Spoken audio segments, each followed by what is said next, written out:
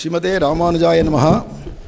அடுத்ததாக நம்மளுடைய குமாரராக இருக்கக்கூடிய கோமடம் ஸ்ரீ சுவாமிகள் அவர் இப்போது சம்பிரதாயாந்தரங்களில் இருக்கக்கூடியதான வட இந்தியாவில் தோன்றியதான சம்பிரதாயஸ்தர்களான ஆச்சாரியர்கள்லாம் யாரை பரபிரம்மம்னு சொல்கிறா அப்படிங்கிற தலைப்புகள் போட்டிருக்கோம்.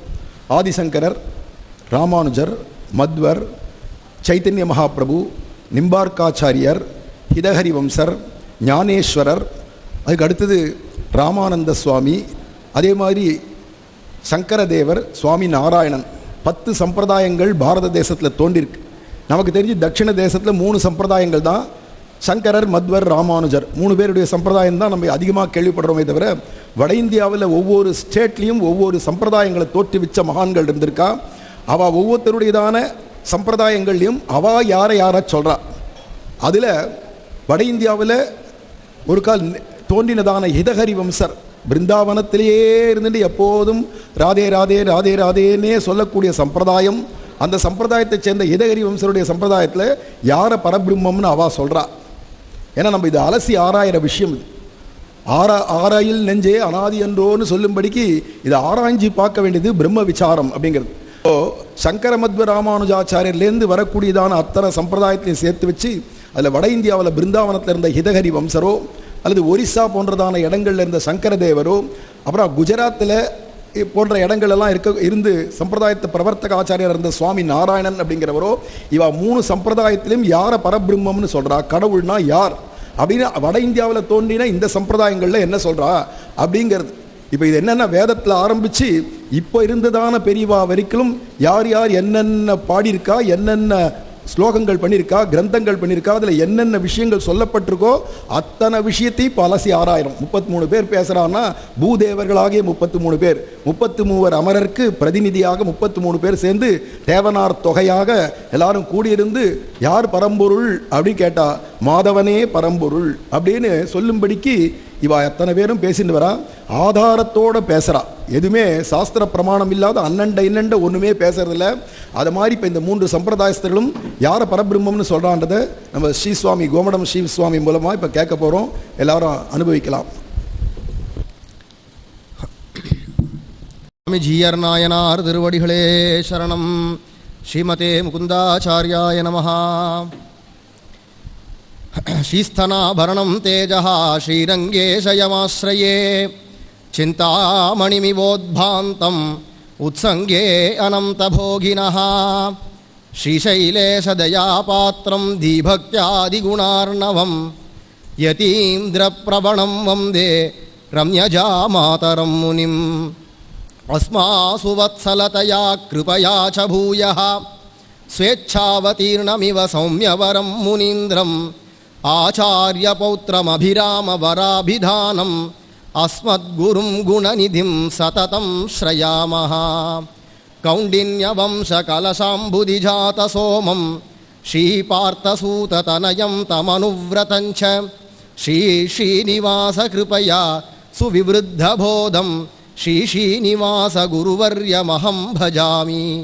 ஸ்ரீநிவாசதயாபாத்திரம் ஸ்ரீமத்கோமடவம்சஜம் ஸ்ரீநாத பிரேம பக்தம் தம் முகுந்தாச்சாரியமாஸ்ரயே. ஸ்ரீயப்பதியாக்கக்கூடியதான எம்பெருமான் ஸ்ரீமன் நாராயணன் அவன் எந்த ஒரு விஷயத்தை உலகத்துக்கு பிரகடனம் பண்ணினாலும் அதில் ஏதோ ஒரு காரணம் அப்படிங்கிறது இல்லாமல் எந்த காரியத்தையும் பண்ணுறது இல்லை. பொருளென்று இவ்வுலகம் படைத்தவன் புகழ்மேல் என்று சுவாமி நம்மாழ்வார் எடுத்தெடுப்பிலேயே காட்டுறார். திருவாய்மொழியை ஆரம்பிக்கச்சேவே சில பதிகங்களிலே சில திருவாய்மொழிகளிலேயே இதை காட்டுறார். பகவான் எதை செய்தாலும் அதில் ஒரு அர்த்தம் இருக்குது.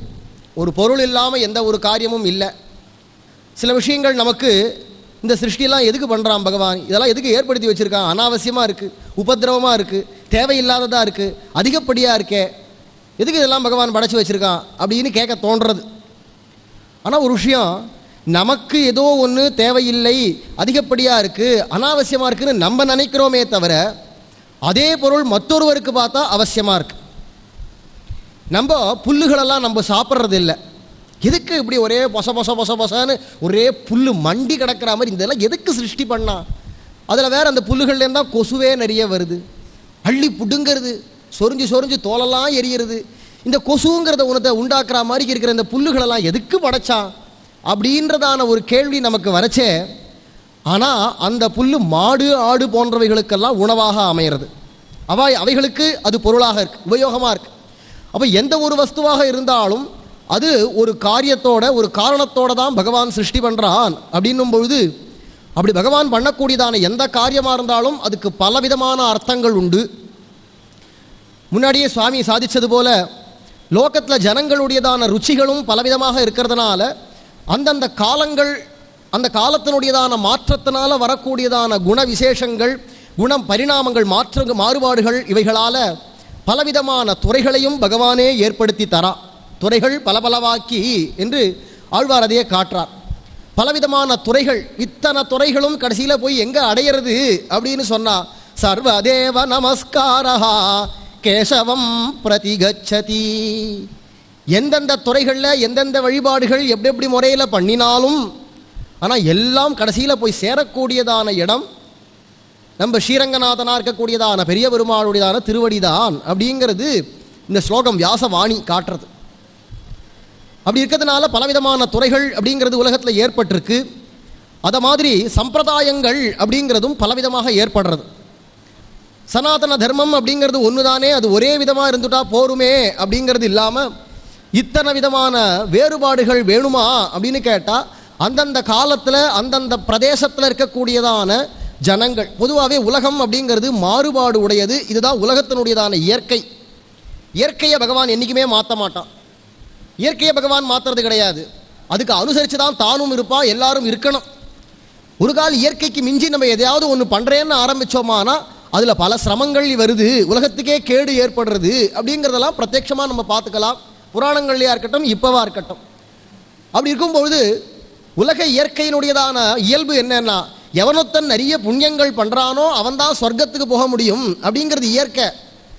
அப்படி சொர்க்கம் போகிறவனும் இந்த உடம்பை இங்கே விட்டுட்டு அதுக்குன்னு தனியாக ஒரு உடம்பு இருக்குது, அந்த உடம்போட தான் சொர்க்கத்தில் போய் அங்கே இருக்கக்கூடியதான சௌக்கியங்களை அனுபவிக்கணும் அப்படிங்கிறது உலக நியதி. அதை மீறி எனக்கு இந்த உடம்போடையே நான் சொர்க்கத்தில் போய் உட்காரணும், அங்கேத்திய சுகத்தை அனுபவிக்கணும்னு திரிசங்குங்கிறதான ஒரு ராஜர் கர்வத்தினால கேட்டான். கர்வங்கிறது ஒரு பொல்லாத குணம், பட்டுன்னு வந்துடும். அதுக்கு எதிர்மறையான குணம் வினயம், அதுதான் வரவே வராது. அடியேன்னு சொல்ல வராது, அடியேன்னு சொல்ல வரும். இந்த அடியேன் வரும், அடிக்கிறேன் நான் அப்பேற்பட்டவன்ற நெஞ்ச நிமித்திரதான அடியேன் வருமே தவிர அடியேன் அப்படிங்கிறதான அந்த குழஞ்ச ஒரு வினயம்ங்கிறது இருக்கே, அது அவ்வளவு சுலபம் இல்லை. திரிசங்கு அப்படிங்கிறவன் என்ன பண்ணான்னா, சரீரத்தோடு போகணும்னா இயற்கைக்கு விருத்தமாக விஸ்வாமித்திரரும் அனுப்புறேன்னு அனுப்பிச்சார். என்னுடைய தபோபலத்தினால உன்னை அழிச்சுன்னு போகிறேன் சொர்க்கத்துக்கு போ அப்படின்னார். கிளம்பி போயிட்டான். சொர்க்கத்தில் இருக்கிறதான தேவேந்திரம் பார்த்தான். யாரா நீ, எங்கேருந்து வந்த? பூமியிலேருந்து வந்தேன். உன் பேர் என்ன? திரிசங்கு. எப்படா வந்த? பூமியில் இருக்கக்கூடியதான உடம்போட இங்கே வந்திருக்கியேனா? இல்லை, விஸ்வாமித்திரர் அனுப்பிச்சார். அவர் யார்? இந்த சொர்க்கத்துக்கு நான் தான் ராஜா, போடா கீழ அப்படின்னு கழுத்தை பிடிச்சி தள்ளினான். தலைகீழ விழுந்தான் அப்படின்னு திரிசங்கு சொர்க்கம்னு இன்றைக்கும் இருக்கு. அங்கேயே நில்லு, பூமியில் விழுந்துடாத அப்படின்னு இவர் இங்கேருந்து சொல்ல அந்த இடத்துல தலைகீழ வவ்வால் தொங்குற மாதிரி தொங்கின்னு இருக்கான் இன்றைக்கும். அப்படி இருக்கும்பொழுது இயற்கைக்கு புறம்பா பண்ணோமானா இதை மாதிரி விபரீதமாக ஒன்று நமக்கு அமையும், இல்லை எல்லாருக்குமே அமைஞ்சிரும். அப்படி இருக்கிறதுனால இயற்கையை பகவான் என்றைக்குமே மாற்ற மாட்டான். தானே வந்தாலும் உலகத்தினுடைய இயற்கைக்கு கட்டுப்பட்டதான் பரபிரம்மமான பகவானே அப்படி தான் வரான் அவதாரங்கள்லையும். ஆகையினால இயற்கை அப்படிங்கிறதுல பார்க்கும்பொழுது உலகங்கிறது மாறுபடக்கூடியதான விஷயம். எல்லாம் மாறுபட்டுட்டே இருக்கும் காலத்துக்கு காலம். ஒரு நாளைக்கு மேலே போனவன் ஒரு நாளைக்கு அடுத்தது கீழே இறங்குவான், கீழே இறங்கினவன் மேலே போவான். திடீர்னு பார்த்தா சூரியன் உதிச்சுது, ஜலகதகதான் ஜொலிச்சுருந்தது. இப்போ சாயங்காலம் ஆயிடுத்து, ராத்திரி பார்த்தோம்னா சூரியனையே காணோம், இருள் சூழ்ந்துடுத்து. திடீர்னு ஒரு நாளைக்கு பார்த்தா சந்திரன் ஜெகதகன் ஜொலிக்கிறான், அப்புறமா பார்த்தா சந்திரனே ஒரு நாளைக்கு காணும். இது மாறிண்டே இருக்கிறது தான் உலகத்தில் இயற்கை. என்றைக்குமே நித்தியமே பௌர்ணமி, நித்தியமே வசந்தம், நித்தியமே சூரியோதயம் அப்படியே இருந்துகிட்டே இருக்கும் அப்படிங்கிறதெல்லாம் கிடையாது. அப்படிங்கிறத உலகத்தில் பார்க்குற மாதிரி காலங்கள் மாறுறச்சே அதுக்கேற்ற மாதிரி ஜனங்களுடையதான எண்ணங்கள் சுபாவங்கள் இதெல்லாம் மாறும். சில சமயங்களில் தீமை அப்படிங்கிறது உலகத்தில் அதிகரிச்சிடும், சில சமயங்களில் நன்மை அப்படிங்கிறது அதிகரிக்கும். யார் யாரெல்லாம் அதிகமாக புண்ணியம் பண்ணியிருக்காளோ அந்த மாதிரி புண்ணியவான்களாக இருக்கிறவா இந்த உலகம் பூரா நன்மை விளைஞ்சு இருக்கக்கூடியதான சமயத்தில், தழைச்சோங்கி நன்மைகள் நடக்கிற சமயத்தில் அவள் பிறப்பா, சௌக்கியமாக இருப்பா. யார் யாரெல்லாம் அதிகமாக பாபம் பண்ணியிருக்காளோ அவள் எல்லாரும் உலகத்தில் கஷ்டங்கள் ஏற்படுற காலமாக பார்த்து அவள் பிறந்து அங்கே வாழ்ந்து கஷ்டப்படுவா. அப்படிங்கிறதெல்லாம் இயற்கை விஷயங்கள். அதை மாதிரி காலங்களுக்கு ஏற்ப அப்பப்போ பகவான் என்ன நினைக்கிறார்னா, சனாதன தர்மத்தை அவ்விடங்களில் எங்கெங்கெல்லாம் அது க்ஷீணமாக ஆறுதோ அப்படியே குறைஞ்சி குறைஞ்சி குறைஞ்சி வர சமயங்களில் அதை பெருக்கெடுக்க வைக்கிறதுக்காகன்னு ஒவ்வொருத்தரும் பகவானே தோற்றுவிக்கிறான் லோகத்தில். பகவத் சங்கல்பத்தினால ஒவ்வொருத்தரும் தோன்றான். அப்படி இருக்கதே பாரத தேசத்தில் பலவிதமான காரணங்களால் பலவிதமான காலங்களில் சனாதன தர்மம் அப்படிங்கிறதனுடைய யதார்த்தம் உருமாறி போய் உருகுலைஞ்சு போய் அபார்த்தமாக தவறுதலான அர்த்தங்களை புரிஞ்சுண்டு சாஸ்திரங்களையே தவறுதலான வழிபாடுகளோ தவறுதலான முறைகள்லையோ ஜனங்கள் எல்லாரும் போயின்னு இருக்கா அப்படிங்கிறது ஒரு சமயங்களில் ஒவ்வொரு இடங்களில் பிரகாசமாகும். அப்படி பார்க்கும்பொழுது உலகத்தில் ஒரு சமயம் கிட்டத்தட்ட 1449 அந்த சமயங்கள்லாம் அஸ்ஸாம் அப்படின்னு இப்போ சொல்கிறோமே, அந்த அஸ்ஸாம் பகுதிகளில் சாக்த மதம் அதிகமாக இருந்தது. சாக்த மதம் அப்படிங்கிறது அதிகமாக இருக்குது. சக்தின்னா அம்பாள் துர்கை இருக்காளே, அவளை குறித்து வணங்கக்கூடியதான அந்த மதத்துக்கு சாக்தம் அப்படின்னு பெயர். அந்த சாக்த மதம் சக்தியை நீ வணங்கு, அதை பற்றி இல்லை.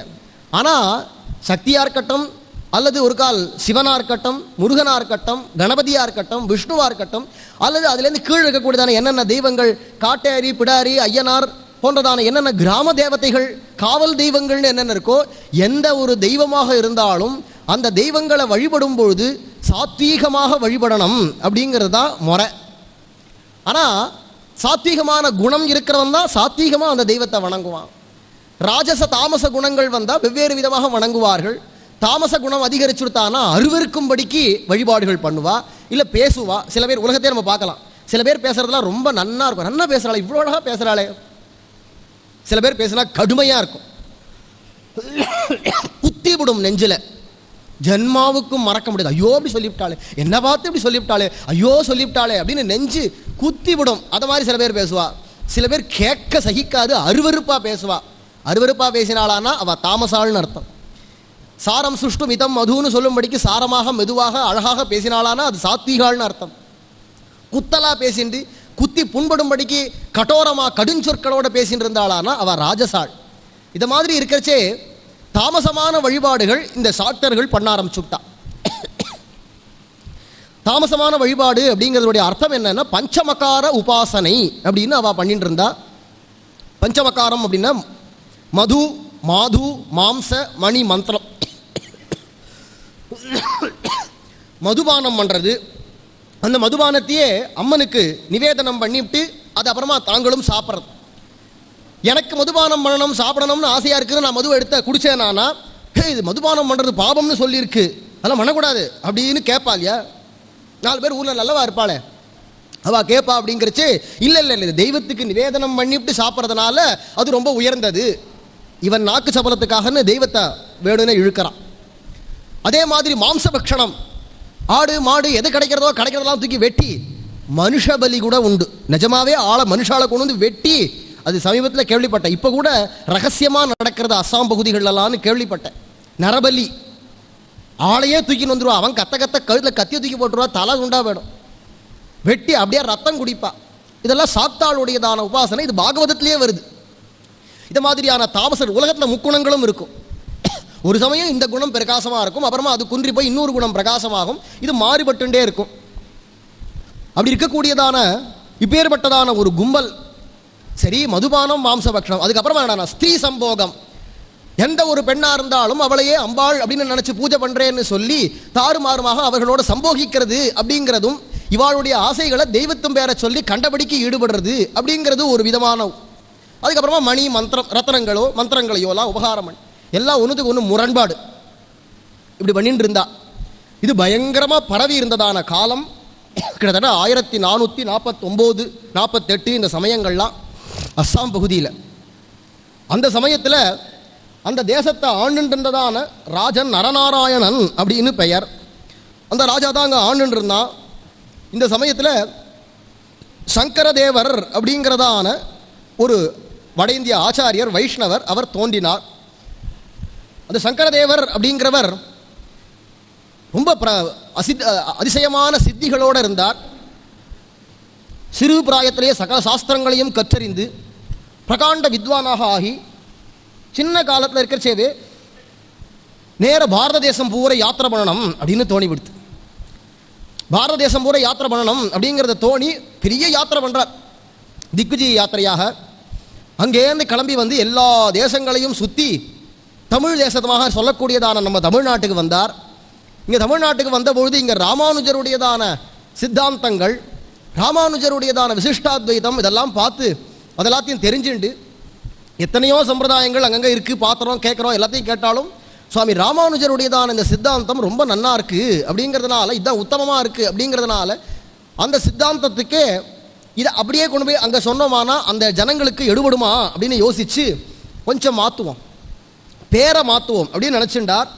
மகாபுருஷ சித்தாந்தம் அப்படின்னு அல்லது அசாமி வைஷ்ணவ சித்தாந்தம் அப்படின்லாம் அதுக்கு சொல்லி மகாபுருஷீயம் அப்படிங்கிறதான ஒரு சித்தாந்தத்தை ஏற்படுத்தினார் இந்த ஆச்சாரியர் சங்கரதேவர். சங்கரன்கிறது பகவானுடையதான பேர்.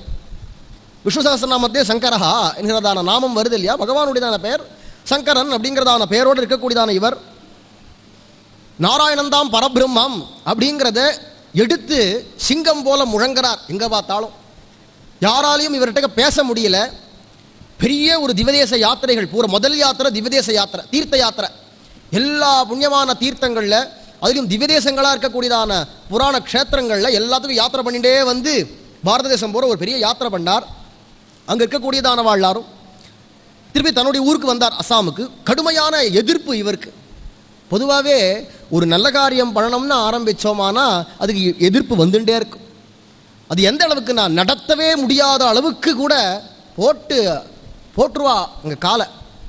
தேர் கிளம்பித்தானா அதை நிறுத்துறதுக்கு அங்கேருந்து கீழே கட்டையை சொருகுவா இல்லையா தேர்கால் சக்கரத்தில், அதை மாதிரி கொண்டு வந்து முட்டுக்கட்டையை போட்டு நிறுத்தி பண்ணாதே அப்படிங்கிற அளவுக்கு எதிர்ப்பு வரும். ஒரு நல்ல காரியம், சின்ன காரியம் பண்ணால் கூட நீ நல்ல வெள்ளிக்கிழமையாக இருக்கே, சாயங்காலம் போது போய் தாயாரை போய் சேவிச்சுட்டு வரலாமே அப்படின்னு அவசர அவசரமாக மூஞ்சி அரம்பி நெத்தி கட்டுன்னு கிளம்பலான்னு போனால், ஏன் வெள்ளிக்கிழமையான போய் சேர்க்கணுமா, அவசியமா? அங்கே போய் என்ன கொடுக்க போறா, இவ்வளோ உண்டு மஞ்சள் கொடுக்க போறா, அதுக்காக ஓட போறியா? அந்த போயிட்டு வர நாளில் எனக்கு ஏதாவது காரியம் பண்ணி கொடு அப்படின்னு யாராவது ஒருத்தர் ஆற்றுல உட்காந்து கொடகொடா பண்ணுவா. சின்ன ஒரு நல்ல காரியம் தான் போகணும்னு நினச்சா கூட அதுக்கு ஒரு இடைஞ்சல். இது சாமானியமாக நமக்கு தான் இல்லை, பெரிய பெரியதான மகனீயர்களுக்கெல்லாம் கூட அவளுக்கு ஒரு முக்கியமான விஷயம்னு வரைச்சு அங்கே பெரிய பெரிய தடங்கல்களோ அல்லது இந்த மாதிரியான சிரமங்கள் அப்படிங்கிறது எதிர்ப்புகளோ இதெல்லாம் சகஜமாக இருக்குது. இது உலகத்தினுடையதான இயற்கை. ஆனாலப்பட்ட ராமச்சந்திர பிரபுவுக்கு பட்டாபிஷேகம் பண்ணணும் அப்படின்னு பாரிக்கிறது சக்கரவர்த்தி, சாக்ஷாத் தசரதர், சம்பராந்தகனான சக்கரவர்த்தி தசரதர் பாரிச்சார். எழுதி கொடுத்தவரோ எப்படான பிரம்ம ரிஷி, ராஜரிஷியை பிரம்ம ரிஷியாக ஆக்கினதான வசிஷ்டர். அபேற்பட்டவர் அதுக்கு முகூர்த்தம் குறிக்கிறார். அதுக்கு எல்லா சககாரிகளாக இருக்கக்கூடியவாழ்லாரும் பிரம்ம ரிஷிகளோ அல்லது பெரிய பெரியதான சுமந்திராதி மந்திரிமார்கள், ராமரே எங்களுக்கு ராஜாவாக ஆகணும்னு எதிர்பார்க்கிறவா கோசல தேசத்து ஜனங்கள், தர்மாத்மாக்கள். ஒத்தர் கூட ஊரில் அதர்மம் பண்ணவா கிடையாது. ஒத்தர் கூட ஊரில் குறைச்சலானவள், இவன் ரொம்ப மட்டமானவன், இவன் ரொம்ப தாழ்ந்தவன், இவன் கொன்றினவன், இவன் குறைஞ்சவன் அப்படின்னு யாரையும் சொல்ல முடியாதா. அத்தனை ஜனங்கள், குடியான ஜனங்கள்லேருந்து சண்டாளர்கள்லேருந்து ஆரம்பித்து பிராமணாள் வரைக்கும் எல்லாரும் சௌக்கியமாக இருக்கக்கூடியவா. அத்தனை பேரும் எல்லா விதமான தர்மங்களையும் கடைபிடிக்கக்கூடியவர்களாக இருந்ததான ஜனங்கள். அவள் எல்லாரும் ஆசைப்படுறா அப்படிங்கிறச்சே அப்பேற்பட்டதான ஒரு உற்சவம் அப்படியே நின்று போச்சு. காட்டுக்கு கிளம்பணும்னு ஆயிடுத்து இல்லையா, இது சகஜம், உலகத்தினுடைய இயற்கை. அது மாதிரி இவருக்கு பெரிய ஒரு எதிர்ப்பு வந்துடுத்து. இருந்தாலும் இவர் திவதேச யாத்திரைகளை போல பெரிய யாத்திரை கிளம்பி திருப்பியும் ரெண்டாவது முறை, முதல்ல வந்தது ஒரு 30-35 வயசுக்கு கிளம்பி வந்தார். அப்போ தான் விசிஷ்டாத்வைதத்தெல்லாம் பார்த்து இதை வச்சுட்டு மகாபுருஷியம்ங்கிறதான சித்தாந்தம் தான் என்னுடையதுன்னு சில பேர்களுடையதான மாற்றத்தை கொடுத்து சித்தாந்தத்தை பிரச்சாரம் பண்ணார். இப்போ என்ன சொல்கிறேன், 97 வயசாகிடுத்து. 97 வயசில் திருப்பியும் ஒரு திக்விஜய யாத்திரை கிளம்பி வந்து தன்னுடையதான சம்பிரதாயத்தை எல்லா இடங்கள்லையும் பிரச்சாரம் பண்ணணும் அப்படிங்கிறதுக்காக கிளம்பி யாத்திரை பண்ணிட்டு வரார். எங்கே போனாலும் வெற்றி, யாரும் இவர்கிட்ட வாக்குவாதத்தில் ஜெயிக்க முடியாதபடிக்கு அத்தனை தேசங்கள்லையும் சஞ்சாரம் பண்ணி தன்னுடைய ஊருக்கே வந்தார், அசாமுக்கே. இவர் வந்தாச்சுன்னா இவருடையதான தேஜஸ், ஆகர்ஷணம் எல்லாரும் இவர்கிட்ட ஓடி வரா. இவர் பக்கமாக வரா. அம்மன் கோவிலில் கூட்டமே காணும். முன்னாடிலாம் ஜே ஜே ஜே ஜேன்னு அவாவா கொண்டு ஆளுக்கு 10 புறா. ஆளுக்கு எங்கள் தாத்தா சொல்லுவார், அவர் ஒரு சமயம் அங்கே கல்கட்டா சைடுக்கு போயிருக்கிறச்சே அங்கே ஏதோ காரியமாக போகிற இடத்துல பார்த்தா ஒரே புறாவாக கடந்து தான் தானியங்கள் எல்லாத்தையும் கொண்டு வந்து அப்படி விசிறுவாளாம். அப்படியே ஒரு 100 புறா படப்படன்னு வந்து உட்காந்து தானியத்தை கொத்தி சாப்பிடுவான். அங்கேருந்து தெய்வம் விசிறினானோ அவன் படக்கிற போய் இப்படி பிடிப்பானான். அந்த புறாக்களை பிடிச்சின்னு போனால் அங்கே பக்கத்துலேயே ஒரு கத்தி வச்சிருக்கா. அந்த கத்தியில் போய் கையில் ஆப்ட 4-5 புறாக்களை அப்படியே சர்ன்னு அருவாமனையில் கரிகா நெருக்கிற மாதிரி அப்படி வெட்டி தள்ளுவாளாம் தலையை. அங்கே எதிர்க்க பார்த்தா தூரத்தில் அங்கே அம்மன் கோவில் இருக்குது. அம்மன் கோவிலுக்கான அப்படி வெட்டிட்டு எனக்கு இந்த காரியம் ஆகணும் அப்படின்னு சொல்லிட்டு போவாளாம். எங்கள் தாத்தா நான் பார்த்தேன், இது ஏதோ ஒரு காரியமாக நான் போன போது இப்படி ஒரு காட்சியை பார்த்தேனேன்னு நொந்து போய் சொல்லுவார். நான் நிறைய கேட்டிருக்கேன்.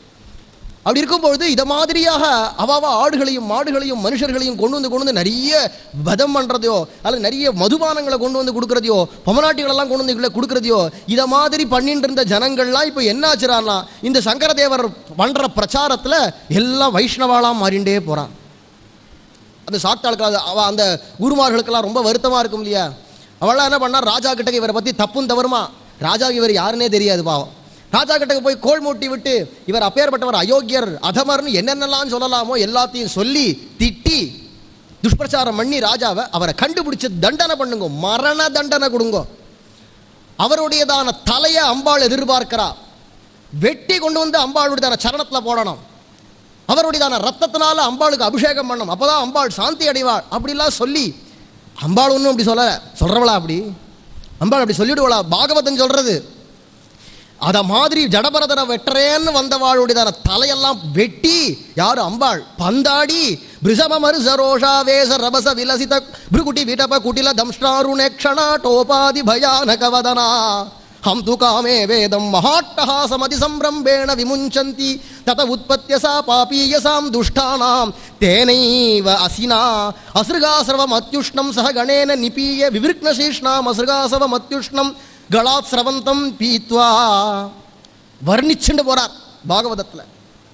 யார் யாரெல்லாம் ஜடபரதர் பரம வைஷ்ணவரான நாராயணனையே நினைச்சுட்டு இருக்கக்கூடியதான அந்த ஜடபரதரை கொண்டு வந்து காளி பேரை சொல்லி வெட்டுறேன்னு வந்த உடனே வெட்ட வந்தவா அத்தனை பேர் தலையும் பந்தாடி அவ அத்தனை பேருடைய தலையும் பந்து போல கழுத்திலேருந்து பீரிட்டுன்னு வரக்கூடியதான ரத்தத்தை தான் குடிச்சுட்டு எந்த ஜடபரதருடையதான ரத்தத்தை தாங்கள் குடிக்கணும்னு ஆசைப்பட்டாலோ அந்த துஷ்டர்களுடையதான ரத்தத்தை தான் குடிச்சுட்டு என்ன பண்ணானா வைஷ்ணவியாக பிரணாமம் பண்ணிவிட்டு ஜடபரதரை பார்த்து மறைஞ்சு போனாள் என்று பாகவதம்.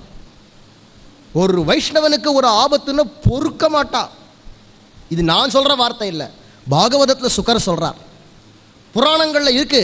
அப்படி இருக்கக்கூடியதானவ அவ ஆசைப்படுவாளான்னா பேர்பட்டதான ஒரு சங்கரதேவருடையதான தலையும் ரத்தமும் கேட்டாளாவோ இல்லை, இவாளா தங்களா சொல்றது பிடிக்காத்தனத்தினால. இப்படி சொன்னாலோ இல்லையோ ராஜாவும் பார்த்தா தேடு அவளை பட்டர்களை வீரர்களெல்லாம் அனுப்பிச்சு பார்த்தா இவருடையதான சிஷ்யர்கள்னு இருக்கா இல்லையா, சங்கரதேவருடையதான சிஷ்யர்கள்னு அவள் எல்லாரும் பார்த்தா நமக்கு நம்ம குரு முக்கியம் இல்லையா. இன்னைக்கு இந்த அளவுக்கு நமக்கு ஏதோ ஒரு கொஞ்சம் நஞ்ச அறிவு கிடைச்சிருக்குனாலும் அந்த ஆச்சாரியன் போட்ட பிச்சை, அவர் போட்ட பிச்சையில் தான் ஏதோ 4 வாயில வருது, ஏதோ 4 விஷயம் மண்டல ஏறி இருக்கு அப்படின்னு இருக்கும்பொழுது அந்த ஆச்சாரியருக்கு ஒரு ஹானின்னா பார்த்துன்னு சும்மா இருப்பாளா? கூடுமேல் தலையை ஆங்கே அறுப்பதே கருமம் கண்டாயினார, முடிஞ்சா எதிர்க்க வேண்டாமோ? இவ பார்த்தா அவளை எதிர்க்கிறது ஒரு பக்கம் இருக்கட்டும், முதல்ல நம்ம ஆச்சாரியரை காப்பாற்றுவோம் அப்படின்னு நினைச்சிட்டு சிஷ்யாளர்மா சேர்ந்து இவர் எங்க இருக்காருன்னே தெரியாதபடிக்கு மறைச்சுட்டா, ஒளிச்சு வச்சுட்டா, வெளில விடமாட்டேங்கிறா. ஆச்சாரியர் தான் எங்களுக்கு முக்கியம், நான் விடமாட்டேன் அப்படின்னு பிடிச்சுட்டா. அங்க பார்த்தா ராஜா தேடு தேடு தேடு தேடுன்னு தேடி உளவாளிகள் மூலமா ஸ்பைஸ்ன்னு சொல்றாளே அந்த ஸ்பைகள் மூலமாக அவன் கண்டுபிடிச்சா இவாள் எல்லாரும் சங்கரதேவருடையதான சிஷ்யர்கள் அப்படின்னு கண்டுபிடிச்சுட்டான். அவரை கண்டுபிடிக்க முடியல, சிஷ்யால தான் கண்டுபிடிச்சான். அவன் யோசிச்சான், சிஷ்யாளுக்கு ஒரு சிரமம் அப்படின்னு இருந்தா குரு தானா வருவார். குரவோ தீனவத்சலாகா குரவோ சிஷ்யவத்சலாகா அப்படின்னு சாஸ்திரம் சொல்றதுனால குருமார்கள்னு குழந்தைகளாச்சே சிஷ்யா எல்லாரும். குழந்தைக்கு ஒரு ஆபத்துன்னா தாய்க்கு தாங்குமா? அப்போ சிஷ்யர்களுக்கு ஒரு கஷ்டம்னா குரு எப்படியோ ஓடி வருவார் அப்படிங்கிறனால பிடிய வர சிஷ்யர்களை பிடிச்சி எங்க இருக்கார் உங்க குரு ஆச்சாரியர் சங்கரதேவர்னு சொல்ல முடியாது. போட்ட அடி, சவுக்கால அடி அடி அடின்னு அடிக்கிறா. கட்டி வை, சிறையில் போடு, நித்தியம் 108 சவுக்கடி கொடு அப்படின்லாம் கொடுக்க இதெல்லாம் கேள்விப்பட்டார் சங்கரதேவர். ஐயோ எனக்காக என் குழந்தைகள் கஷ்டப்படுறதா? கூடாது, நான் நேராக போகிறேன் அப்படின்னு நேராக விறுன்னு யாரும் இப்போ இவரை தடுக்க முடியல. கோடை காலத்தில் சுட்டெரிச்சு கொண்டு வரக்கூடியதார சூரியனை போல கிளம்பி நேர திவாகரனா வந்து நிற்கிறார் சபையில். இவர் வந்ததுமே அத்தனை சபையோர்களும் தானா எழுந்து நிற்கிறா. இவரை பற்றி தப்பு தப்பாக பேசினாலே அதுகளும் அங்கே உட்காந்துருக்கு. அவளும் என்னடா எழுந்து நிற்கிறா. இவரை பார்த்த உடனே அதான் தேஜஸ்ன்னு பேர். தேஜஸ்னா மூஞ்சிக்கு பின்னாடி ஏதோ வட்டமாக அப்படி இருக்குமாக்கும்னு ஃபோட்டோக்களில் போடுறத பார்த்துட்டு அது மாதிரி ஏதோ ஜோதி தெரியுமாக்கும் அப்படின்னு நினச்சிக்க கூடாது. தேஜஸ்ன்னு என்னடா ஆகர்ஷணம். அவரை பார்த்தாச்சுன்னா தன்னறியாமல் எழுந்துக்கணும், கை குவிக்கணும் அப்படின்னு தோணணும், அவருக்கு ஒரு மரியாதை கொடுக்கணும் அப்படின்னு மனசில் தோணும். அதுதான் தேஜஸ்ன்னு பேர். அவர்கிட்ட ஏதோ ஒரு ஈர்ப்பு இருக்குயா, என்னமோ என்னமோ அவரை பார்த்தா பார்த்துனே இருக்கணும் போல் இருக்கு, அவர் பேசினா கேட்டுட்டே இருக்கணும் போல் இருக்கு அப்படின்னு ஒரு ஈர்ப்பு வருது இல்லையா, அதுக்கு தான் பேர் தேஜஸ்.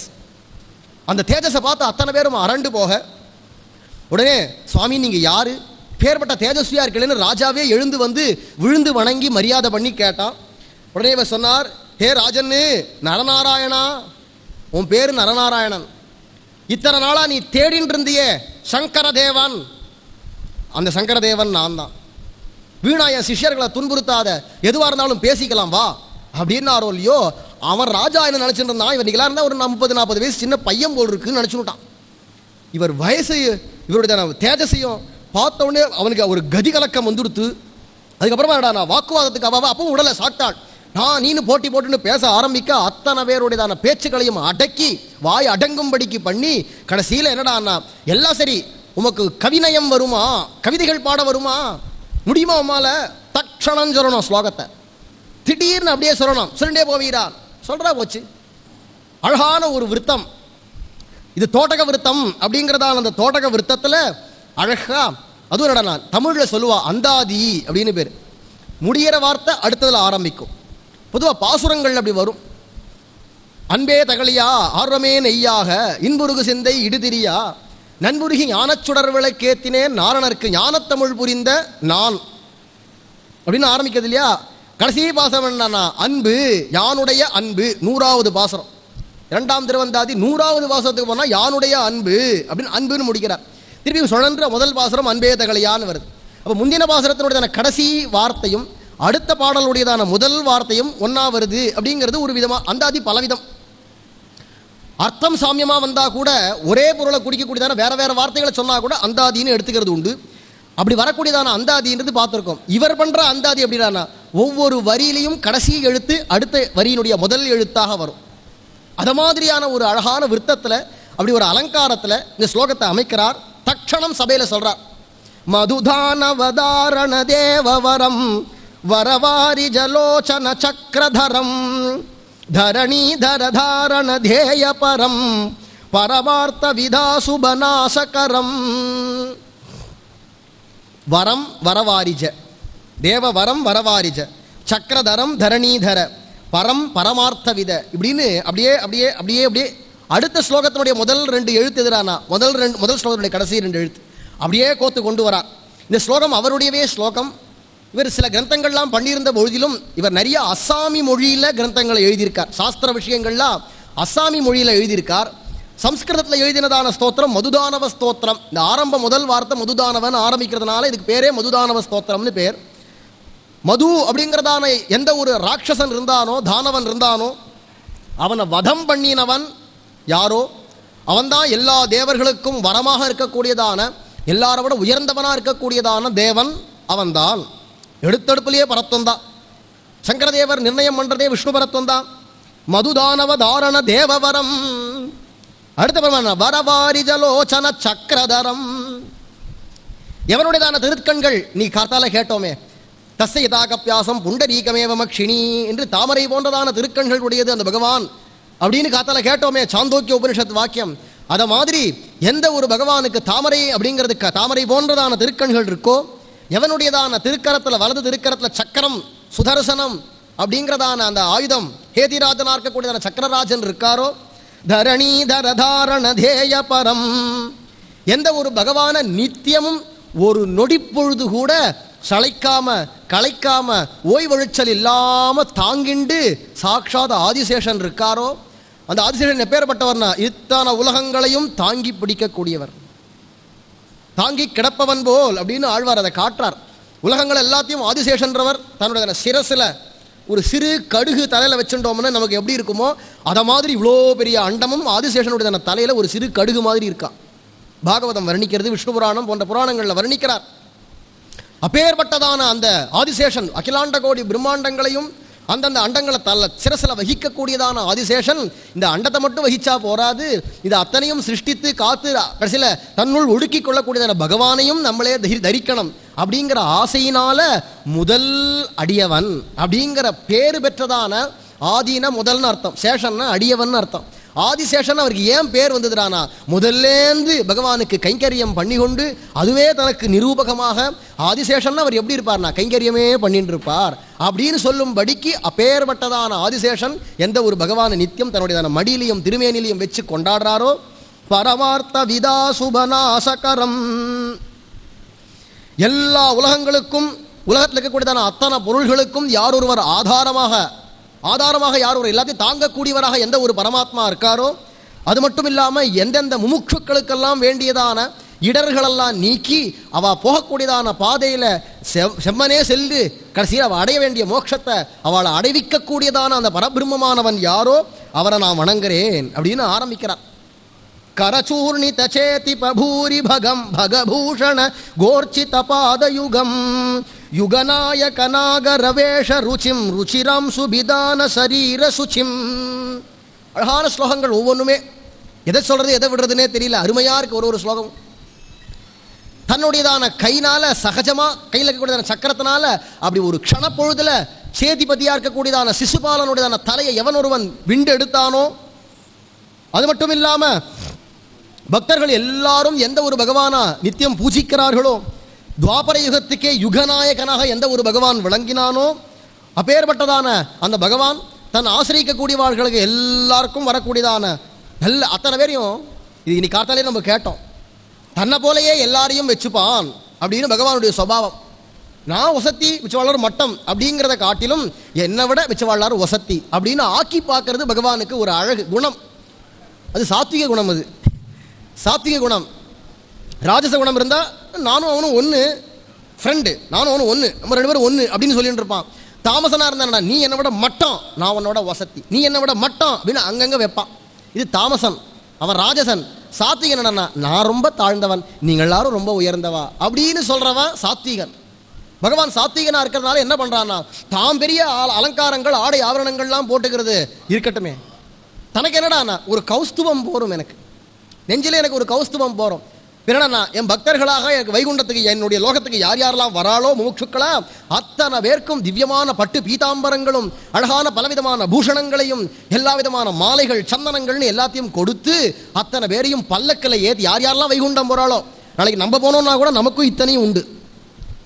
கோவில்கள்லாம் பெரிய பெரிய திவ்யதேசங்கள்லாம் பெரிய ஜீயர்கள் ஆச்சாரியர்கள் எல்லாரும் வந்தாளானா அவளுக்கு பட்டண பிரவேசம்னு பண்ணுவா.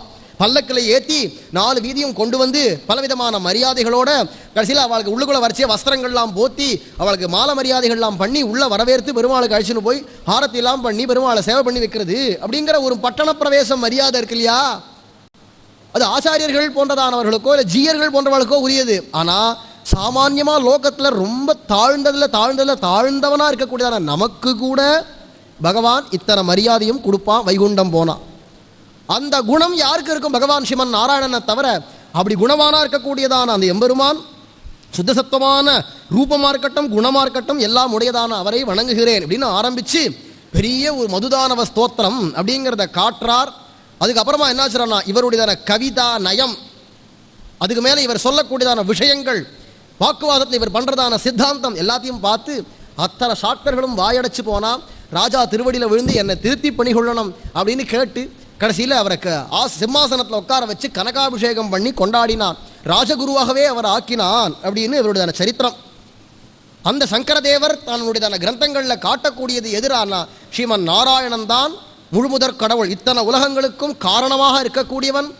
அது மட்டும் இல்லாமல் வேதத்தில் சொன்னப்பட்டபடி தாமரை கண்ணனாக இருக்கக்கூடியவன். அதுக்கு மேலே என்னடானா சக்கரதாரியாக இருக்கக்கூடியவன். பக்தர்களுக்கு வரக்கூடியதான இடர்களெல்லாம் போக்கி சிசுபாலாதிகளெல்லாம் போக்கினா மாதிரி போக்கி வைகுண்டமாகிய பதத்துக்கு நம்மள எல்லாரையும் அழைச்சிட்டு போய் சேர்க்கக்கூடியதானவன் ஸ்ரீமன் நாராயணன் ஒத்தந்தான் அப்படிங்கிறத நிர்ணயமாக தன்னுடையதான கிரந்தங்களில் இந்த சங்கரதேவர் என்கிறதான ஆச்சாரியர் காட்டுறார். இவர் அஸ்ஸாமில் தோன்றினதான வைஷ்ணவ சம்பிரதாய ஆச்சாரியர். இதுக்கப்புறமாக அயோத்திக்கு பக்கத்தில் சபியா அப்படின்னு ஒரு கிராமம். அந்த கிராமத்தில் 1781ஆம் வருஷம், இன்னும் ரொம்பவே துல்லியமாக கொடுக்குறா, ஏப்ரல் மாதம் 3ஆம் தேதி லோகத்தில் பிறந்ததான ஜனித்ததான இவருக்கு தான் சுவாமி நாராயணன் அப்படின்னு பெயர். இந்த சுவாமி நாராயணன் அப்படிங்கிறவருடையதான அப்பா ஹரிப்பிரசாத் பாண்டே அப்படின்னு அவருக்கு பெயராம். அதே மாதிரி அவருடையதான அம்மாவுக்கு பிரேமாவதின்னு பெயராம். அந்த தம்பதிகளுக்கு தான் இவர் லோகத்தில் ஜனிச்சார். கிட்டத்தட்ட இவருக்கு ஒரு 10 வயசு இருக்கிறச்சேவே எல்லா சாஸ்திரங்களையும் கற்றறிஞ்சு விட்டாராம். இவரும் அப்பேற்பட்ட தாரணா சக்தி உடையவர். இருந்த போதிலும் 11 வயசு இருக்கச்சேவே அவள் அப்பா அம்மா 2 பேருமே போயிட்டா, பரலோகம் போயிட்டா. அதனால ஏற்பட்டதான ஒரு விரக்தியில் இங்கே அங்கேன்னு சஞ்சாரம் பண்ணி பெரிய ஒரு திவதேச யாத்திரை பண்ணி அந்த யாத்திரையில் 177 பேர்களை வாக்குவாதத்தில் வென்றிருக்கார். அப்பேற்பட்டதான பெரிய வித்வான். கடைசியில் ராமானந்தர் அப்படிங்கிறதான ஒரு ஆச்சாரியர், இப்போது வட இந்தியாவில் காசியிலையோ அல்லது சித்திரகூடத்திலேயோ அயோத்தியிலேயோ ராமானந்த சம்பிரதாயம்னு சொல்கிறோமே, அந்த சம்பிரதாயம் இல்லை. மற்றொரு ராமானந்தர்னு ஒரு சுவாமி இருந்தார். அவரிடத்த தீட்சை பெற்று அவர்கிட்டக்கே சிஷ்யராக கொஞ்ச காலம் இருந்து அவர் காலகதி அடைஞ்சதுக்கு அப்புறமா அந்த மடத்துக்கே இவர் ஆச்சாரியராக ஆகி பல சிஷ்யர்களோட இவருடையதான கொள்கை, இவருடையதான காட்டக்கூடியதான மதம் எதிரானா ராமானுஜர் எந்த ஒரு சம்பிரதாயம் சித்தாந்தம் சொன்னாரோ அதே தான். ஆனால் பேரை மட்டும் கொஞ்சம் மாற்றிருக்கார். நவ்ய விசிஷ்டாத்வைத்தம். ராமானுஜரது விசிஷ்டாத்வைத்தம், இவரது நவ்ய விசிஷ்டாத்வைத்தம் அப்படிங்கிறதான பெயரில் இவருடையதான சித்தாந்தம். இவர் ராமானுஜர் தான் எனக்கு பிரதானம்னு காட்டுறார். தன்னுடையதான சிக்ஷாபத்ரி அப்படிங்கிறதான கிரந்தம், அதுதான் முக்கியமான கிரந்தம். வசனாமிருதம்ங்கிறது மற்றொரு கிரந்தம். 2 கிரந்தம் இவர் பண்ணியிருக்கார். அதில் சிக்ஷாபத்ரி அப்படிங்கிறது தன்னுடையதான சிஷ்யர்களாக இருக்கக்கூடியவர்களுக்கு தான் கொடுக்கக்கூடியதான உபதேசம், கட்டளை. என்னுடையதான சிஷ்யர்களாக இருக்கக்கூடியவா நான் சொல்கிற இந்த முறைப்படி இருக்கணும், இதுலேருந்து மாறி போயிடக்கூடாது, இதுதான் சத்தான மார்க்கம் அப்படின்னு நான் காட்டுறேன் அப்படின்னு காட்டி கொடுக்குறச்சே அதில் அந்த சுவாமி நாராயணன் தன்னுடைய அந்த சிக்ஷாபத்திரியில் யாரை பரபிரம்மம்னு சொல்கிறார்னா, ஹிருதயே ஜீவவத் ஜீவே யோ அந்தர்யாமிதயா ஸ்திதஹ ஜ்ஞேயஹ ஸ்வதந்திர ஈசோ அசௌ சர்வகர்ம பலப்ரதஹ ச ஸ்ரீகிருஷ்ணஹ பரம் பிரம்ம பகவான் புருஷோத்தமஹ உபாஸ்ய இஷ்டதேவோ நஹ சர்வாவிர்பாவ காரணம். பகவத் அவதாரங்கள்லேயே பூர்ணம் பிரம்ம சனாதனம்னு சொல்லக்கூடியதான கிருஷ்ணாவதாரம், கிருஷ்ணஸ்து பகவான் ஸ்வயம் அப்படின்னு சொல்லக்கூடியதான குறை ஒன்றுமில்லாத கோவிந்தனா இருக்கக்கூடியதான கிருஷ்ணனை இவர் பிரதானமாக காட்டுறார். இவர் கிருஷ்ணனை பிரதானமாக காட்டுறதுனால எப்படி இந்த உடம்புக்குள்ளுக்குள்ள ஜீவன் அப்படிங்கிறதான உயிராக இருக்கக்கூடியதான ஜீவாத்மா உள்ள இருக்கானோ அதை மாதிரி ஜீவனுக்குள்ளுக்குள்ள உயிராக இருக்கக்கூடிய உயிராளன் யார்டானா ஸ்ரீமன் நாராயணன். அவன் தான் உள்ளுக்குள்ள அந்தர்யாமியாக உள் உரைபவனாக எழுந்தருளி இருக்கான். அவனை எல்லாரும் தெரிஞ்சுக்கணும். அவன் எப்பேற்பட்டவன்னா சர்வ சுதந்திரன், எந்த அங்குசத்துக்கும் கட்டுப்பட மாட்டான், யாரும் அவரை கட்டுப்படுத்த முடியாது.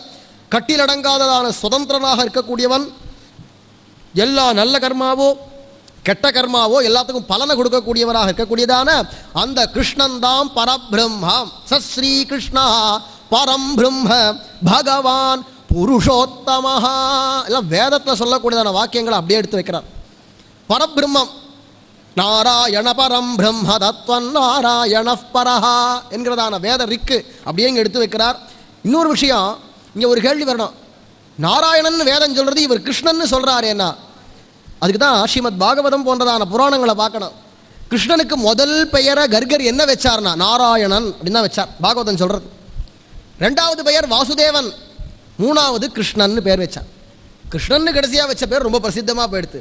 ஆனால் முதல் பெயர் கிருஷ்ணனுக்கு நாராயணன் அப்படிங்கிறதா இருக்கிறதுனால அந்த வேதத்தில் சொல்லக்கூடியதான நாராயண சப்தம் இங்கே யாரை குறிக்கிறதுனா கிருஷ்ணனை தான் குறிக்கிறது. கிருஷ்ணன்கிறதான இந்த சப்தம் யாரை குறிக்கிறதுனா அந்த நாராயணனை தான் குறிக்கிறது. அப்படிங்கிறதுனால அந்த கிருஷ்ணன் தான் பரபிரம்மம், அவன்தான் பகவான், அவன்தான் புருஷோத்தமன், அவன்தான் நமக்கெல்லாம் நம்ம எல்லாராலையும் உபாசிக்கப்பட வேண்டியவன். அவன்தான் அந்த பகவான் தான் நமக்கெல்லாம் இஷ்ட தெய்வம். அவன்தான் எல்லா உலகங்களும் தோன்றுவதற்கு காரணமாக, சர்வ ஆவிர்பாவ காரணம், உலகங்கள் எல்லாம் தோன்றுவதற்கு மூல காரணமாக இருக்கக்கூடியவன் அந்த பகவான் தான் என்று தன்னுடைய சிக்ஷாபத்திரியில் அழுத்தம் திருத்தமாக சொல்றார் சுவாமி நாராயணன் அப்படிங்கிறதான இவர். இதுக்கு முன்னாடியே இருந்ததான ஹிதஹரிவம்சர் அப்படிங்கிறவர், இவர் தோன்றினது ஸ்ரீ பிருந்தாவனம். பிருந்தாவனத்தை அவதரித்ததான இந்த ஹிதஹரிவம்சர் அப்படிங்கிறவர், அவர் யாருடைய அவதாரம்? அந்த குரு பரம்பரை, ஹிதஹரிவம்ச குரு பரம்பரையில் அவள் காட்டுறது என்னன்னா, சாக்ஷாத் கிருஷ்ணன் தன்னுடையதான திருக்கரங்களில் வச்சுருக்கக்கூடியதான முரளி அப்படிங்கிறதான அந்த வேணு இருக்கே, புல்லாங்குழல், அந்த புல்லாங்குழலுடையதான அம்சமாக லோகத்தில் ஜனித்தவர் தான் இந்த ஹிதஹரிவம்சர் அப்படிங்கிறதான ஆச்சாரியர். இவர் தாயாருக்கு முக்கியத்துவம் கொடுக்குறார். ஏன் அப்படின்னா, சில குழந்தைகளுக்கு அம்மாவை கண்டா ரொம்ப பிடிக்கும், சில குழந்தைகளுக்கு அப்பாவை கண்டா ரொம்ப பிடிக்கும், சில குழந்தைகளுக்கு 2 பேரையும் சேர்த்தா ரொம்ப பிடிக்கும். இது வழக்கம் இல்லை, உலகத்தில் எல்லா குழந்தைகளுக்கும் இது 3ல் ஏதாவது ஒன்று இருக்கும். சுவாமி ராமானுஜர் என்ன காட்டுறாருன்னா, அம்மா இல்லாமல் அப்பாவை மட்டும் எனக்கு பிடிக்கும்னு சொல்கிறது வேஸ்ட். அதனால் என்னடா ரெண்டு பேரும் தம்பதிகள் தான் அப்படிங்கிறதா ராமானுஜர் காட்டுறார். இவர் என்ன சொல்கிறாருன்னா, எனக்கு அம்மா அப்புறமா அப்பா, அப்பா அம்மா, அம்மா அப்பா ரெண்டு சொன்னாலும் ஒன்று தானே. அப்படி இருக்கிறதுனால இப்போ இவருடையதான கொள்கை என்னடானா, அம்மாவாக இருக்கக்கூடியதான ராதா பிராட்டி, பிருந்தாவனத்திலேயே பிரசித்தமாக இருக்கக்கூடியதான ஸ்ரீ ராதை. சில பேர் இந்த இடத்துல கேள்வி கேட்பா, தேவையில்லாததான், இருந்தாலும் சொல்கிறேன், காரணத்துக்காக சொல்கிறேன். ராதை அப்படிங்கிறவள் ஒரே ஊரில் பல பேருக்கு ஒரே பேர் இருக்கும் இல்லையா. விஷபானு புத்திரியாக இருக்கக்கூடியதான ராதை கிருஷ்ணனுடையதான பட்ட மகிழ்ச்சி பிருந்தாவனத்தில். அதை தவிர பல ராதைகள் உண்டு அப்படிங்கிறத புராணங்களில் சில கதைகள்லாம் காட்டுறா. அதெல்லாம் வேற வேற ராதைகளை. இந்த ராதை யாருடானா, பிருந்தாவனத்தில் அவளாரும் காட்டக்கூடியதான ராதையாக இருக்கக்கூடியவள் அவள் யாருடானா, சாட்சாத் மகாலட்சுமியினுடையவும் நீலாபிராட்டியாக இருக்கக்கூடியதான அந்த தேவியினுடையதான அம்சமாக லோகத்தில் அவதரித்தவள். அப்படிங்கிறதுனால அந்த ராதை தான் நமக்கு முக்கியம். அந்த ராதை காட்டி கொடுக்கக்கூடியதான கிருஷ்ணன் அப்படின்னு இவர் போகிறார். இன்றைக்கி என்ன இருந்தால் 6 மாத குழந்தை இந்த ஹிதஹரி வம்சம் பிறந்து 6 மாத குழந்தை அது என்ன பேசும்? தொட்டிலில் போட்டிருக்கா 6 மாத குழந்தை என்ன பேசும்? தொட்டில் ஆட்டி விட்டால் ஆடின்னு இருக்கும். யாராவது தெரிஞ்சவாளாக இருந்தால் இங்கேன்னு பேசி சிரித்து கையை காலை விட்டுன்னு அடிச்சுன்னு கிடக்கும். ஆனால் ஒரு சமயம் இந்த ஹிதஹரி வம்சரோட கிரகத்துக்கு ஒரு பெரியவர் வந்தார். வந்தவர் இந்த குழந்தைய பார்க்கலாம் அப்படின்னு ஆசையாக அவள் அம்மா அப்பாலாம் காட்டுறா, குழந்தைய பாருங்க அப்படி. கிட்டக்க வந்து பார்க்கலான்னு பார்த்தா அந்த குழந்தை வாயை என்னமோ அசைச்சு முணுமுணுன்னு பேசின்னு இருக்கு. மெதுவான மென்மையான குரல்ல என்னமோ பேசுறது. உடனே காதை கிட்ட கொண்டு போய் கேட்கிறார், என்ன பேசுறது அப்படின்னு பார்த்தா அழகா ஸ்லோகம் சொல்றதான். 6 மாத குழந்தை ஸ்லோகம் சொல்லுமானா, அதான் அவதாரம்.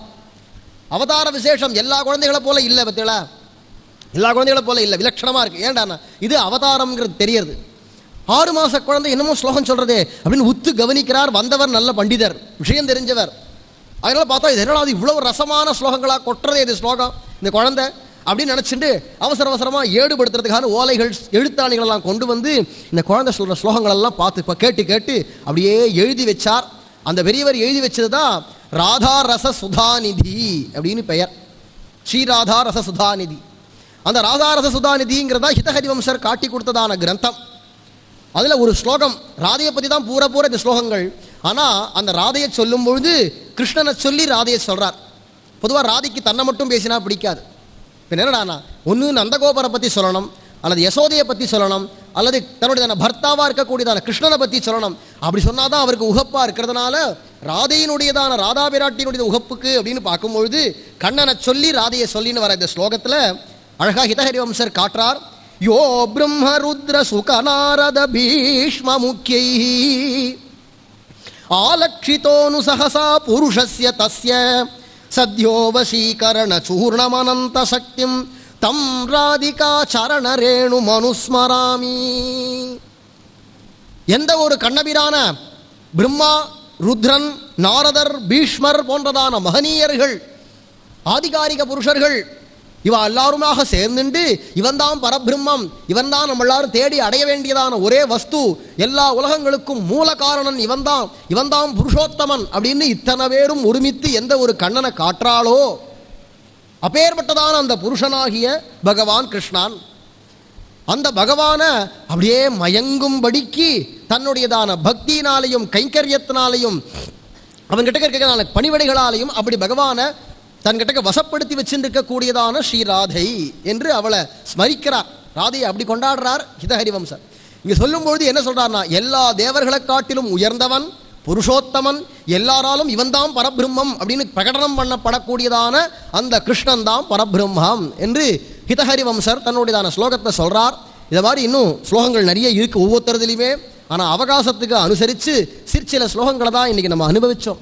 ஆக சங்கரதேவராக இருக்கட்டும், அல்லது ஹிதஹரி வம்சராக இருக்கட்டும், அல்லது சுவாமிநாராயணராக இருக்கட்டும், இவ எல்லாருமே நமக்கு காட்டி கொடுக்கக்கூடியதான் அவாவா சம்பிரதாயங்களில் அவர்கள் யார் முழுமுதற் கடவுள்னு காட்டுறான்னா ஸ்ரீமன் நாராயணனாகிய கிருஷ்ணன் தான் பரபிரம்மம் அப்படின்னு நிர்தாரணம் பண்ணுறார்கள் என்கிறது நன்னாக வெட்ட வெளிச்சமாக தெரியறதா இருக்கிறதுனால இப்பேற்பட்டதான இவர்களுடையதான வாக்கியங்களை எடுத்து சொல்லக்கூடியதான பாக்கியம் இன்று அடியனுக்கு கிடைச்சது. ஸ்ரீமதே ராமானுஜாய நமஹ, ஸ்ரீமத் வரவரமுனையே நமஹ, ஸ்ரீமதே முகுந்தாச்சாரியாய நமஹ. ஸ்ரீமதே ராமானுஜாய நமஹ. இதெல்லாம் வட இந்தியாவில் தோன்றின மகனீயர்களாகிய ஆச்சாரிய புருஷர்கள் ஒவ்வொருத்தரும் ஒவ்வொரு சித்தாந்தத்தை ஏற்படுத்தியிருக்கிறவா.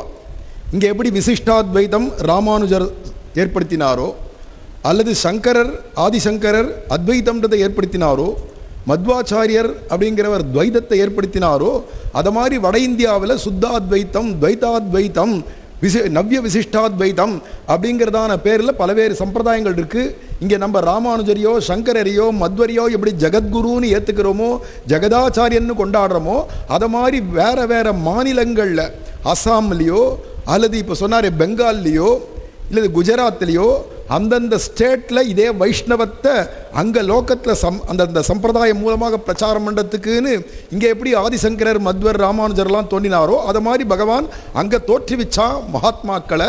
அந்த மகாத்மாக்கள் ஒவ்வொருத்தரும் அவாவா சம்பிரதாயத்தில் அவளை ஜெகத்குரு ஜெகதாச்சாரியர்னு சொல்லக்கூடியவா சம்பிரதாய ஸ்தாபகாச்சாரியர்கள், சம்பிரதாயத்தை தோற்றுவிக்கிறவர்கள். அப்படிப்பட்டவாளுடையதான கிரந்தத்திலேருந்து எடுத்து சொன்னார். அதில் ஹிதஹரி வம்சர் ஸ்ரீ ராதையை தவிர வேற ஒன்றும் தெரியாதவருக்கு. இங்கே நம்ம தாயாரை எப்படி கொண்டாடுறோமோ அதை விட ராதையை வட இந்தியாவில் கொண்டாடுறா. அதே ராதை தான் தமிழ்நாட்டில் கோதையா அவதாரம் பண்ண ஆண்டாள. ஆனால் எல்லாரும் இங்கே கோதே கோதே கோதே கோதேன்னு சொல்கிறதுக்கு ஆளை காணோம், மதிக்க தெரியல, அந்த மகிமை தெரியல. ஆனால் வட இந்தியாவில் புரிஞ்செண்டு ராதே ராதே ராதே ராதேங்கிறான். அந்த ராதை தான் ஆண்டாள். நப்பின்னை அப்படின்னு சொல்கிறதே ஆயர் மடமகள் அப்படிங்கிறச்சே ஆழ்வார்கள் ஆயர் மடமகள் பின்னை நப்பின்னை அப்படின்ற பேரில் சொல்கிறா. அப்படி இருக்குச்சே அந்த நீலாதேவி அவளுடைய அம்சமாக பிறந்த அந்த ராதையை கொண்டாட தெரியாத அவள் கொண்டாடிட்டு இருக்கா. நம்ம ஆண்டாளை கொண்டாடுறது இல்லை. பாசுரம் சேவிக்கிறோமே தவிர வாய் நிறைய ஆண்டாள் பேரை சொல்கிறது இல்லையே. சூடி கொடுத்தாளை சொல்லு அப்படின்னு தனியனில் சொல்கிறது. எப்போ பாரு ஆண்டாள் ஆண்டாள் திருவடிகளே சரணம் கோதே கோதே அப்படின்னா நம்ம சொல்லணும், ஆனால் சொல்கிறதில்லை. கொண்டாடணும், கொண்டாடுறதில்லை, அவள் கொண்டாடுறா. அதுதான் ஒரு ஆச்சரியம். அப்படிப்பட்ட ஹிதஹரி வம்சர் ராதே ராதேன்னு எப்போ பச்சை குழந்தை தொட்டிலில் படுத்துட்டு இருக்கிற குழந்தை இவ்வளவு ஸ்லோகங்களை சொல்லியிருக்கு அற்புதமாக இந்த விருத்தங்களில் ராதையை கொண்டாடி அப்படி பாடச்சேவும். அதில் அந்த ஹிதஹரி வம்சர் சம்பிரதாய பிரவர்த்தக ஆச்சாரியர் அந்த சம்பிரதாயத்தில் அவர் சொல்கிறார், ஸ்ரீ கிருஷ்ணன் தான் பரபிரம்மம், அகமேவ பரம் தத்துவம். நீங்கள் வரதராஜ பெருமாள் சொன்னதை அங்கே சொல்கிறார், கிருஷ்ணனே தான் பரபிரம்மம்னு சொல்கிறார் ஹிதஹரி வம்சர். சங்கரதேவர் 97 வயசு இருக்கச்சே ராஜசபையில் நிர்ணயம் பண்ணா. இங்கே எப்படி கூரத்தாழ்வான கூட்டின்னு போய் சோழர் ராஜன் கண்ணன் ஓன்றான்னு கூட்டின்னு போனாலோ அதை மாதிரி அங்கே சங்கரதேவரை தலையே வெட்டணுன்ற எண்ணத்தோட கூட்டின்னு போய் இவர் தேஜஸோடு இருக்கிறத பார்த்து ராஜா இவரை பேச சொல்ல சாக்தாளோட வாக்குவாதம் பண்ணி கடைசியில் ஜெயிச்சு விட்டாருச்சே. அவர் சொல்கிறதான தட்சண ஸ்லோகத்திலேயே ஸ்ரீமன் நாராயணன் எவன் ஒருவன் தாமரை கண்ணனோ சங்க சக்கர கதாதரனோ அவனே பரபிரம்மம் அப்படின்னு சங்கரதேவருடைய மதம். இந்த சங்கரர் ஆதிசங்கரர் வேற, அங்கே அஸ்ஸாமில் தோன்றின சங்கரதேவர் வேற, இவர் காலம் வேற அவர் காலம் வேற. அதுக்கு அடுத்தது யாருடானா சுவாமி நாராயணன். இன்றைக்கும் டெல்லி பக்கம் குஜராத் பக்கம் எங்கே போனாலும் வெளிநாடுகளில் கூட சுவாமி நாராயண் மந்திர் சுவாமி நாராயண் மந்திர்னு சொல்லுவா. அது யாருடானா இந்த சுவாமி நாராயணன்றவர் சாட்சாத் நாராயணனுடைய அவதாரம் அப்படின்னு அந்த சம்பிரதாயத்தில் சொல்லுவா. அவர் ராமானுஜ சம்பிரதாயம் தான், ராமானுஜ சித்தாந்தம் தான் என்னுடைய சித்தாந்தம். நம்ம சித்தாந்தம் ராமானுஜ விசிஷ்டாத்வைதம் தான். ஆனால் அந்த விசிஷ்டாத்வைதத்தை புதுசாக அந்த பிரதேசங்களில் காட்டி கொடுத்ததுனால நவ்ய அப்படின்னா நவீனமான புதுசான விசிஷ்டாத்வைதம். அப்போ இங்கெல்லாம் திருமண் காப்பாக இட்டுக்கிறத அவள்லாம் அங்கே குங்குமப்பூவோ அல்லது அந்த கேசரத்தினாலேயே திலகத்தை இப்படி மேல் நோக்கி ஊர்த புன்றமாக இட்டுப்பா. அது மாதிரி ஒரு சில மாற்றங்களை உண்டாக்கினாதானே அங்கே எடுபடும் அப்படிங்கிறதுனால சிலதை மாற்றினார். ஆனால் விசிஷ்டாத்வைதம் தான் நம்மளுடைய சித்தாந்தம். ஸ்ரீமன் நாராயணன் ஒருவனே பரபிரம்மம் அப்படின்னு காட்டின இந்த 3 சித்தாந்தத்தையும் 3 பெரியோர்கள் தோற்றுவிச்சவாளும் அந்த யாரை பரபிரம்மம்னு சொல்கிறாளோ அந்த விசாரம் இப்போ நடந்தது. அதை நம்மளுடைய ஸ்ரீ சுவாமி ரொம்ப அழகாக சாதிச்சார். தெளிவாக புரிகிற மாதிரி அனுபவிக்கும்படிக்கு சொன்னார். ரொம்ப ஆச்சரியம். நம்மளுடைய புத்திரன் நமக்கே குழந்தை அப்படிங்கிறதுனால இப்போ கொண்டாடலை, விஷயத்தை கேட்கச்சே கொண்டாடணும். விருத்தாதபி சுகாதபி, வயசில் கிழவாளாக இருந்து பேசினா தான் இல்லாத ஒரு சின்ன குழந்தை சொன்னாலும் சரி, ஒரு கிளி சொன்னால் கூட அதை எடுத்துக்கணும்.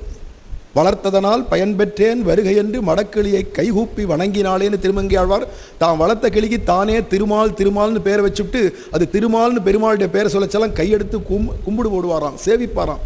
அப்படிங்கிறது போல இப்படி ஆச்சரியமாக சொன்னதான சுவாமி ரொம்ப அற்புதமாக சாதித்தார்.